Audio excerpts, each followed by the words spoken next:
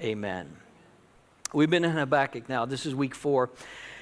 It's been quite a ride. I mean, Habakkuk opens with a lot of emotion as he's angry at the situation in the world, and he's complaining about violence and wrongful suffering, and how even to go to the courts, you can't be sure that you're going to be treated fairly and justly, and he appeals to God. God, would you do something? And God says, I'm doing something. You don't see it yet. You don't know it yet, but I'm doing something. And then God tells him what he's going to do. And Habakkuk's response is like, when I said do something, I didn't mean that. Right? Maybe you've had that moment in your life. Like, God, I wanted things to change. I didn't mean change like that. That was Habakkuk. Like, I wanted you to do something. I didn't really want you to do that. And then, of course, last week, Chris taught on chapter 2. And God just reminds him, like, hard times are going to come. They're going to be difficult challenges in life. But the righteous will live by faith.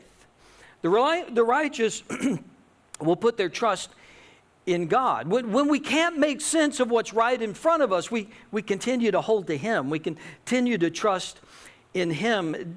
It is in that trusting of God in the difficult times that keeps us from despair. Like, it keeps us from giving up in the middle of the hard times. Not that we know all the answers or we can logically make sense of everything that's happening, but we know we have a God that we can trust.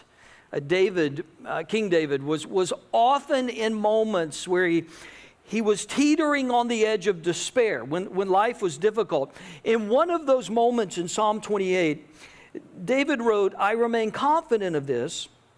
I will see the goodness of the Lord in the land of the living. Wait for the Lord, be strong and take heart and wait for the Lord.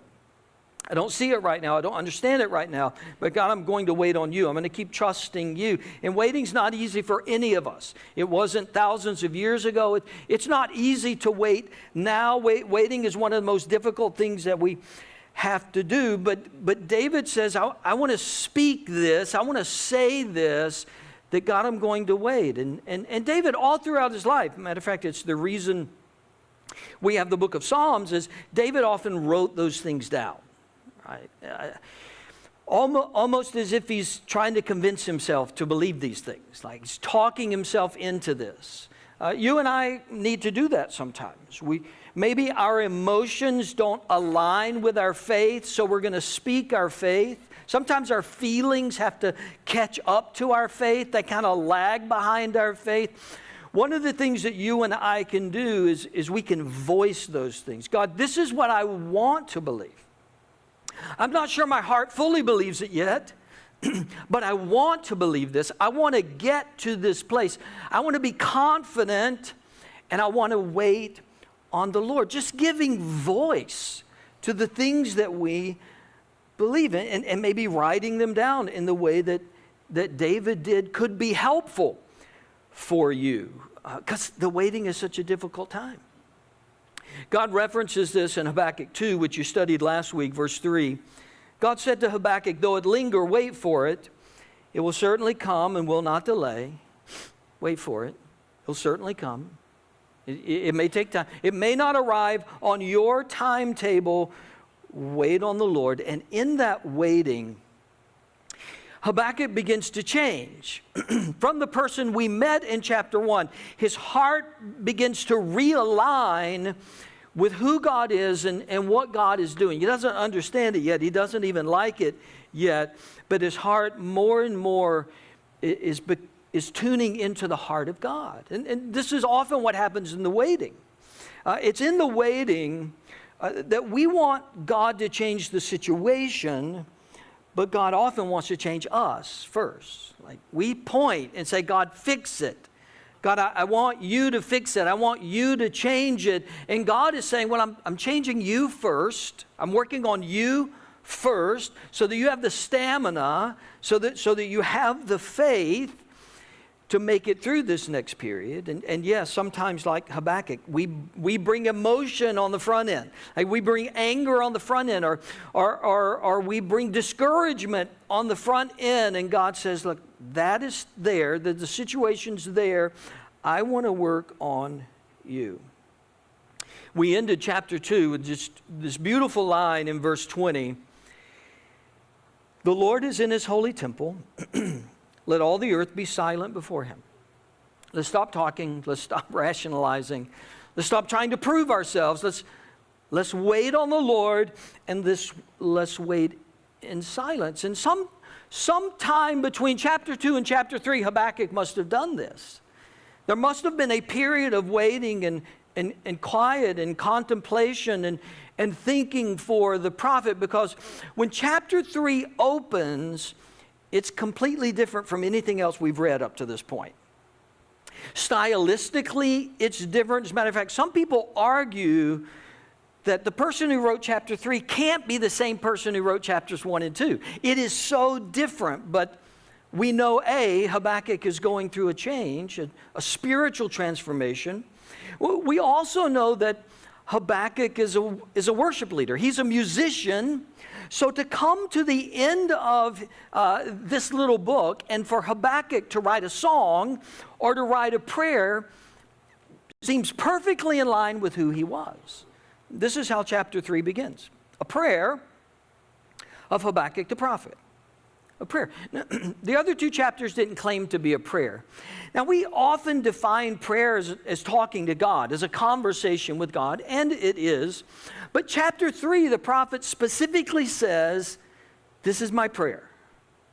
And it's not just a prayer. It's a prayer that was going to be sung. It was going to be sung again and again. As a matter of fact, this is the rest of that verse. A prayer of Habakkuk the prophet on Shigionoth. Shigionoth. Say Shigionoth. Yeah, nobody knows how to pronounce it.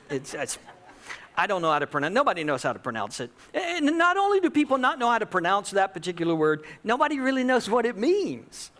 The consensus is, like if opinions all kind of coalesce, the majority opinion is this was a musical term. It told them something about how to play this song, or something about how to sing this song. Anybody in band take piano lessons? You were in choir. You know that music has all of these little words that tell you how to sing the song. And they're all in Italian for some reason, like pianissimo and accelerando and fermata. And like all of those little musical notations. That's what this is. This is some musical notation that's saying, this is how you're going to sing it. This is how you're going to play this particular song. And again, we know it's a song because if you run to the end of the chapter, which we'll get to next week, verse 19, right at the end, it says, for the director of music on my stringed instrument. Like, here's a song. I want us to sing this again and again. It's played on a stringed instrument. So Habakkuk, as he's counseling his soul, as he's encouraging his soul, he's going to write a song. Because it's a song, it's a poem, it uses a lot of imagery, so sort of like apocalyptic writing. It uses big, exaggerated images. This is not necessarily literal writing. And it's not necessarily connected to specific things. This is a song about God and His greatness. And as musicians and as artists tend to do, they use very poetic language, very artistic language. If we brought it out of the artistic world, and we just said it really plainly, the first 15 verses teach this: God is great and has displayed His power in the past. That's what Habakkuk is saying. God's great. I want to declare the greatness of God, and I want to declare all that God has done in the past. And so he begins to point to different events. Just, warning, don't try to connect every single verse to a past event. If you read this song that way, you're going to miss the point. We'll connect some of it, but it's not important that you know, oh, he's talking about this. Oh, he's talking about this. He's talking about God. That's what he's talking about. Like, God, you are great and powerful, and you have been at work in my life and in our life as a people for a really long time, which is an important truth when you and I walk through hard places. When we don't understand what God's doing now, remember His faithfulness in the past. When we don't understand what God's doing now, Like right in front of me, I don't get it, but God, I know what you've done before. I know that I've sensed your presence before. I know that I've prayed and I've seen you answer before. I'm not sure you're answering right now, but I know what you've done before. I know how you moved before. I'm going to trust you in the now because I've been able to trust you before. And this is a tension for us because our present struggles, like that present fight, that present confusion, often cause us to forget about the past victories. Like what is right in front of us blurs our memory of who you've been the whole time. Some of us read the Old Testament and we sort of make fun of the Israelites because God does this amazing miracle on Tuesday, and on Wednesday they're doubting God already. And then God does this amazing, incredible thing on Thursday, and by Friday they're complaining, God, why don't you do something? And we like to make fun of them, but we're just like them. And we're just like them because God has shown up time and time again throughout our past. We've seen him at work, but there is something about the immediate that causes us to question all over again. And some of it is, in my life, all of the past things have already been settled. Like, I already know how God did that. I'm not sure if he's going to do something right now. Like, when we get into that, yeah, it worked then, but God, you haven't worked yet. We face that same struggle. And so Habakkuk is going to walk us through how to pray, really, to remember the past. Here's how it begins. This is verse 2. Lord, I've heard of your fame. I stand in awe of your deeds, Lord. Repeat them in our day. In our time, make them known. In wrath, remember mercy. Or in the confusion that is about to come, show us your mercy. Most people think this is the chorus, if you're familiar with how songs work. Like there are verses, and then there's a chorus that gets repeated after each verse. A lot of people think this is the chorus, and so they would have sung verses 3 through 7, and then they would have gone back and they would have sung, Lord, I've heard of your fame. I stand in awe of your deeds, Lord. Repeat them in our day. In our time, make them known. In wrath, remember mercy. What a great thought just to keep repeating. God, I know what you've done before. Do it again. God, I know how you showed up before. Show up again.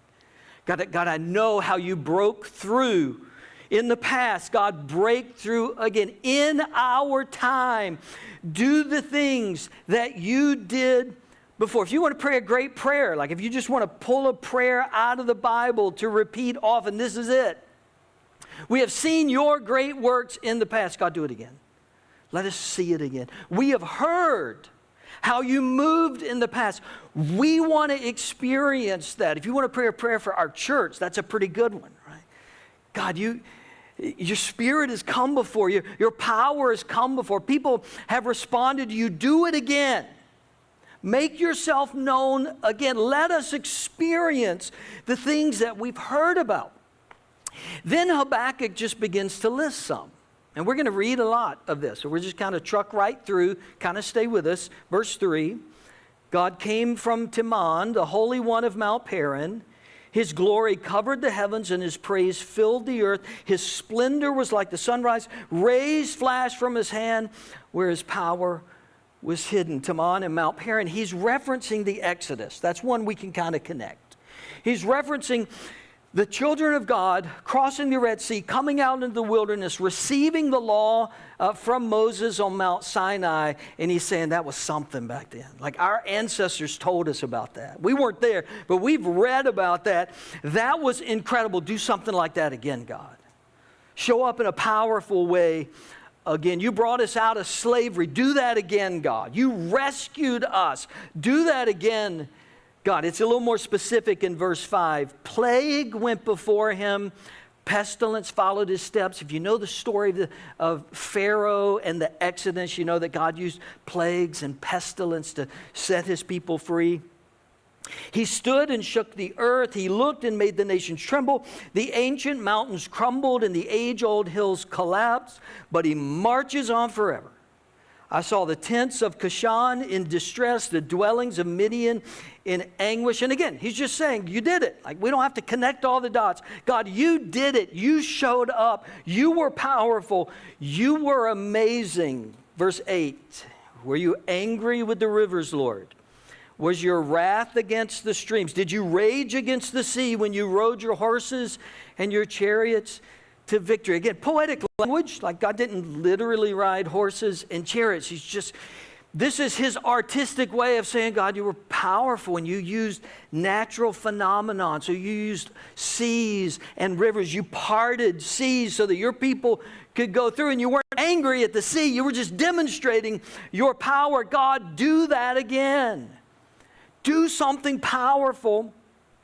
Again, then he says in verse 9, you uncovered your bow, you called for many arrows, you split the earth with rivers, the mountains saw you and writhed, torrents of water swept by, the deep roared and lifted its waves on high. Sun and moon stood still in the heavens at the glint of your flying arrows, at the lightning of your flashing spear. Possibly a reference to when Joshua prayed that the sun would stand still as they were fighting the inhabitants of the promised land. But again, not important to connect everything one to one.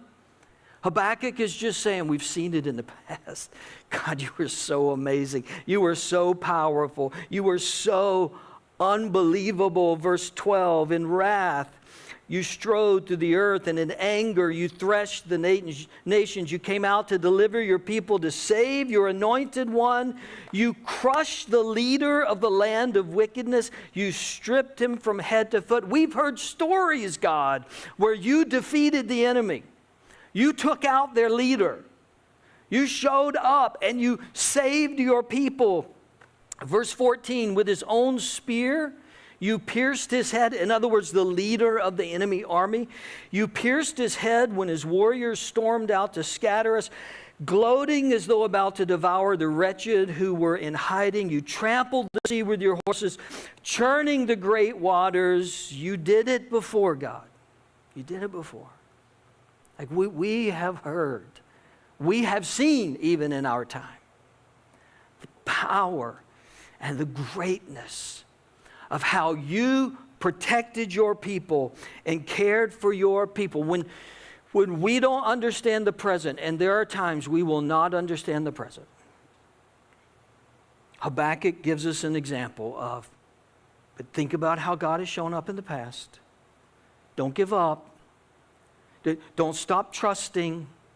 Don't stop moving forward. Don't become cynical. Don't get angry. Don't get discouraged. Don't give in to despair. God has shown up before, and he will show up again. James Bruckner writes, remembering the past gives an anchor to the present while the faithful wait for the future. Remembering the past gives an anchor to the present, something to hold on to. God, I don't know what you're doing now, but I know what you've done in the past. I'm going to trust you. I'm not going to give up while we wait for the future. Shortly before the Babylonians attack and destroy Jerusalem, Israel, where all of this is heading, is what we've been talking about in this study. The Babylonians are going to come and they're going to conquer God's people, and they're going to take them away into captivity. Jeremiah is also a prophet during this time. Right? He's sometimes called the weeping prophet because he's lamenting. He writes a whole book called Lamentations. In Lamentations, he writes, because of the Lord's great love, we are not consumed.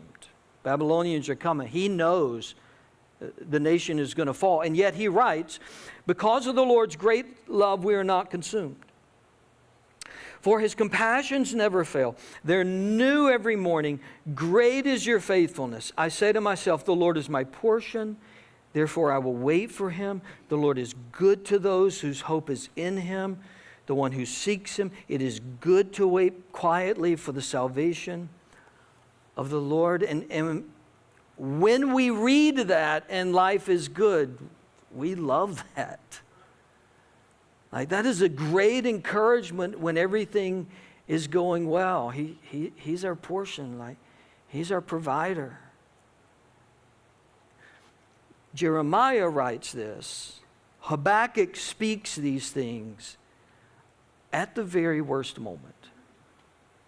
At the most confusing, hardest point, Jeremiah still says, because of the Lord's great love, we are not consumed in whatever is in front of you right now. Whatever is surrounding you right now. Jeremiah and Habakkuk would encourage you. Don't give up and don't despair.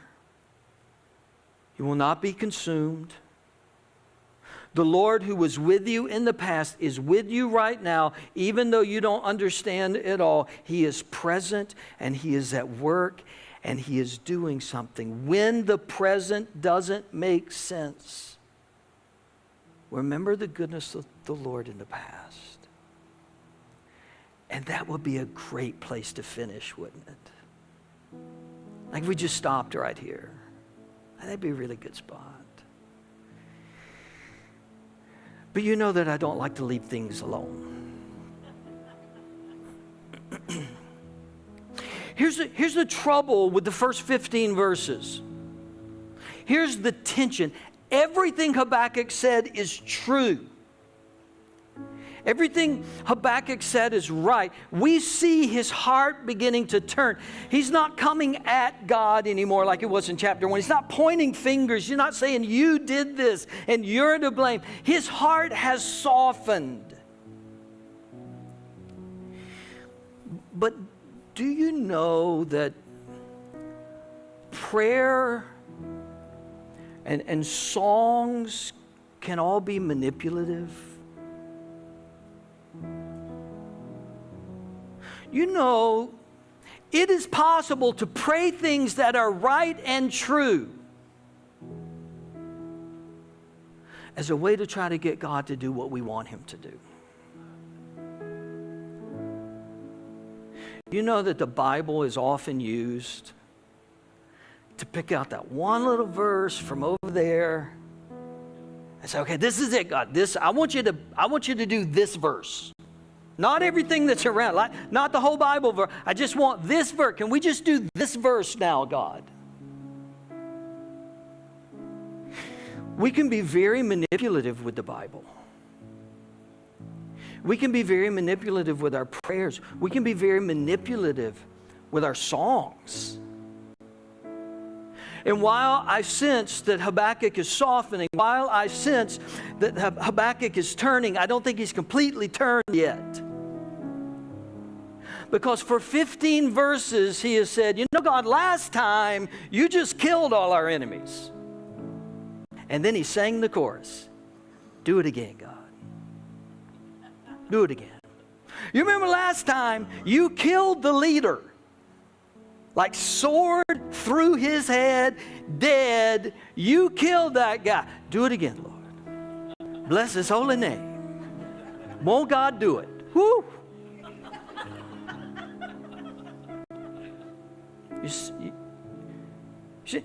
Nothing he said was wrong. Nothing he said was sinful. In a different setting, from a different perspective and heart, everything was right. Remembering the greatness of God is right, and yet there still feels like this little bit of, God, would you just do it my way? There's this lack of humility to say, God, however you want to do it, I trust you.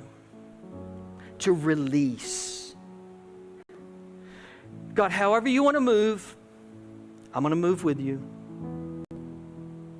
God, whether you fix this or not, I'm going to trust you. Like for 15 verses, Habakkuk has said, I still kind of like my plan the best. And I get it. Like I've been there. There's a lot of times in my past, I can look back and say, God, I think my plan was better. Even still today, I look back at some of my past and say, God, I still think my plan was better. And it worked out. I still think it would have been better to do it my way than the way you did it. That's where he is. He's changed. His heart started to turn. But there's this last effort. Lord, I've heard of your fame. I stand in awe of your deeds. Repeat them in our day, in our time, make them known. Could you just do it again that way? If we aren't careful, we will be fully committed to the way we want God to work. And that will keep our hearts from fully surrendering to what God's trying to do. Think of it this way. A faithful heart is the one that accepts what God does, not just what I want God to do. A faithful heart is able to receive, this is what God's doing, and it's not what I would have planned, and it's not the way I would have gone about it, but God, I trust you. And Habakkuk's not there yet. He's just not there yet.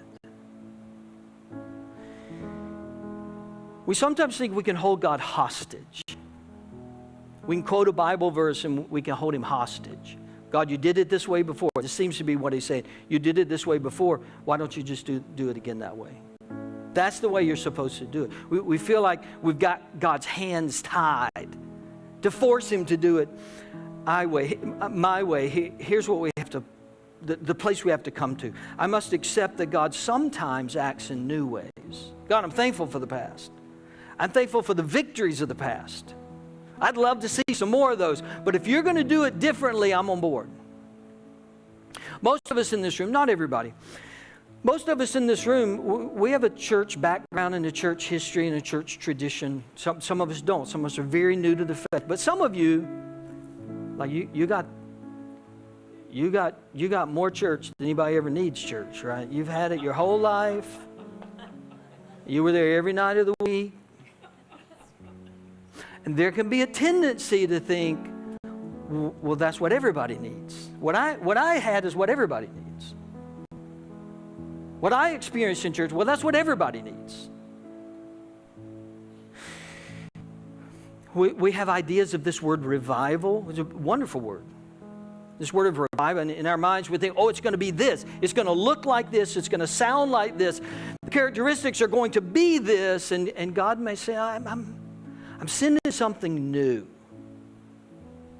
Because the world's in a different place. I'm sending something new to stir hearts, to draw people to me. Can I have that humility that says, God, you don't have to do it my way. I'm going to do it your way.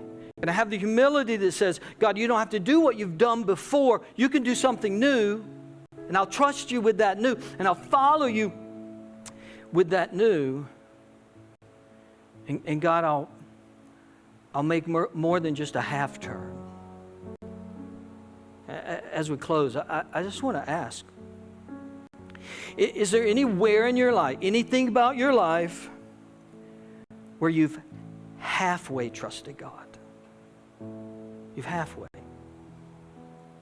You gave like a 60%. You're not where you were a couple months ago. You're not in that anger stage. You're not there. You're saying some of the right things. You're singing some of the right things. You're praying some of the right things. You're quoting verses. But it's not a surrender. It's not a, God, this is yours. And I'm grateful for what you did in the past, but if you're going to do it differently in the future, I'm yours. God, you know how to fix this in me. I'm going to stop holding on to it. Like some of us get to that point. Like there's something in your life, something in my life that I know I need to give up. I know I need to confess. I need to repent. I need to turn away from this thing in my life. And so I take a half step away. Well, God, I'm not doing as much. Well, God, I think I've got it under control. God doesn't want a half turn. God doesn't want an almost surrender to Him? What is that part of your life that, yeah, you're not the same person you used to be, but there's just a little grip where God has said, let go. There's just a little holding on when God has said, surrender. And maybe this is the day. Maybe this is the day that you say, God, however you want to work, wherever you want me to go, whatever I need to give up, whatever I need to turn away from, anything, hands open, surrender to you 100%. Would you bow your heads, close your eyes?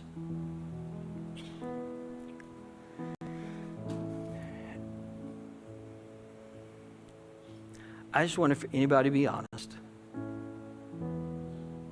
If anybody be honest and say, Kim, pray for me. I'm 50%, but I'm not 100. I'm 70%, but I'm not 100%. I'm trying to justify. I've not given it all. Anybody? I want to pray for you. Just hands up. Just be honest. Thank you. Thank you. Hands all over the room. Yes, thank you.